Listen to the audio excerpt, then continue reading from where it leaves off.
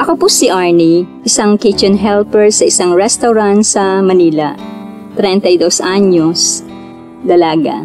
Brother Bador, sa simula ng aking trabaho bilang kitchen helper, malawak ang scope ng work ko at lagi ako napapagalitan. Dinaglaon, nasanay na rin ako dahil minaster ko ang dapat kong gawin. Dito po iikot ang aking kwento.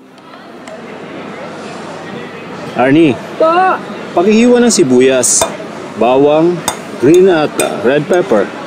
Ilalaw ko sa manok. Dalian mo ha. Opo, Chef Luis. Bibilisan ko. Dapat masanay na ako sa mabilis na gawain na walang mali para di ako napapagalitan. Arnie. Opo.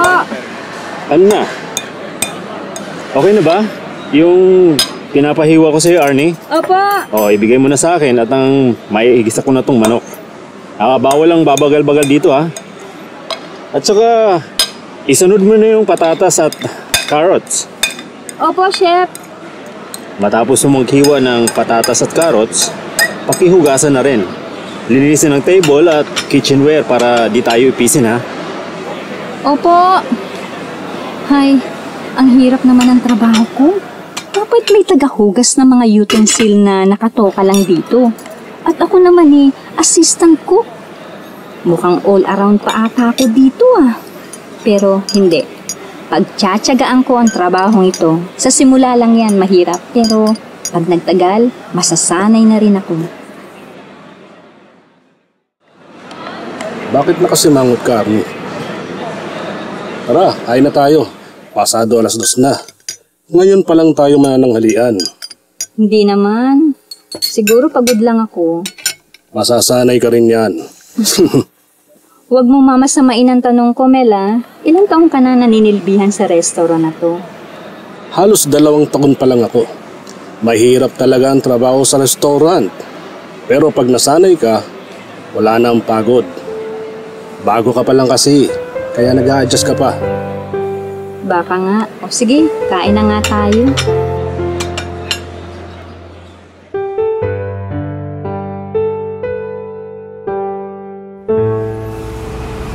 Saan ba kayo uuwi? Sabay na kayo sa akin. Caloocan po ako, Chef.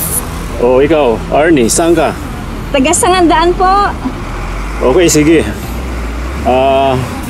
Pa-EDSA ako dito lang tayo dadaan sa Rizal Avenue. Sa kanto na lang ng monumento kayo bumaba. Ay, salamat po, Chef. Menos pamasahe. Ma! Andito na ako sa bahay. Sige anak, magpahinga ka na. Kumain ka na ba? Opo, Ma. Bago kami nag-out. Maglinis muna ako ng katawan at makapagpahinga na rin. Nakakapagod sa restaurant, lalo't pag madaming customer.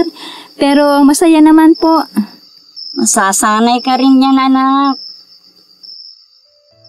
Diyos ko, lagi kong ipapanalangin sa'yo.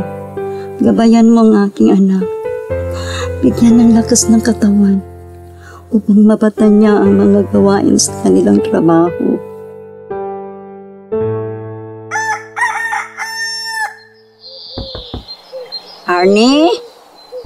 Arnie, anak, 5:30 na.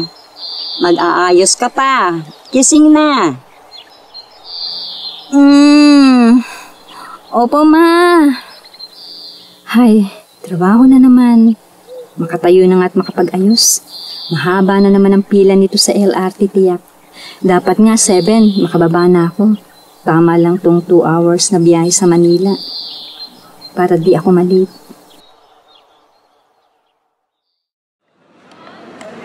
Pakicheck nga ng mga menu natin at ng order list.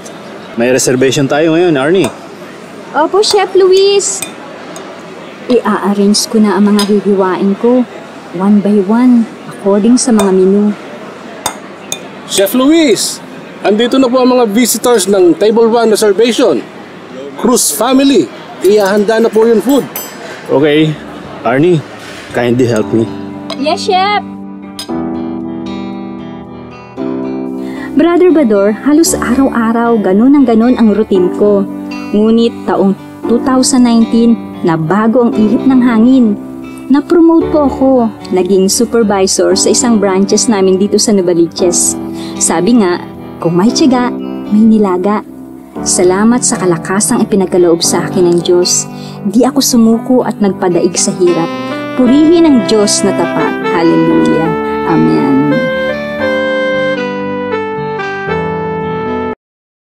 Mapagpalang araw po sa ating lahat. Kumusta po kayo? Narinig natin ang isinadulang tagumpay sa karir ni Ami. Ang pagiging kusinero at kusinera ay mahalagang bokasyon. Maging sa bawat tahanan ay mahalaga ang tagapagluto dahil kailangan nating kumain. At ang tagapagluto ay inuobligan niya ang kanyang sarili para sa pagpapakain. Basahin po natin ang Colosas 3:23 hanggang 24. Kahit ano ang ginagawa nyo, gawin nyo to ng buong puso ng parang sa Panginoon kayo nagsiserve at hindi sa mga tao. Tandaan nyo, bibigyan kayo ng Panginoon ng reward na hinanda niya para sa inyo. Kasi si Christ ang totoong Panginoon nyo, sa Kanya kayo nagsiserve.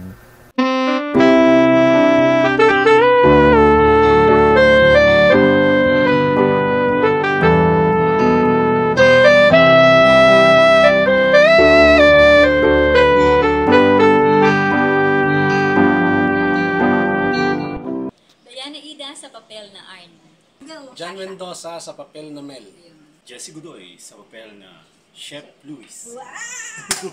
Elmo Macalanda sa papel na Mama Mila.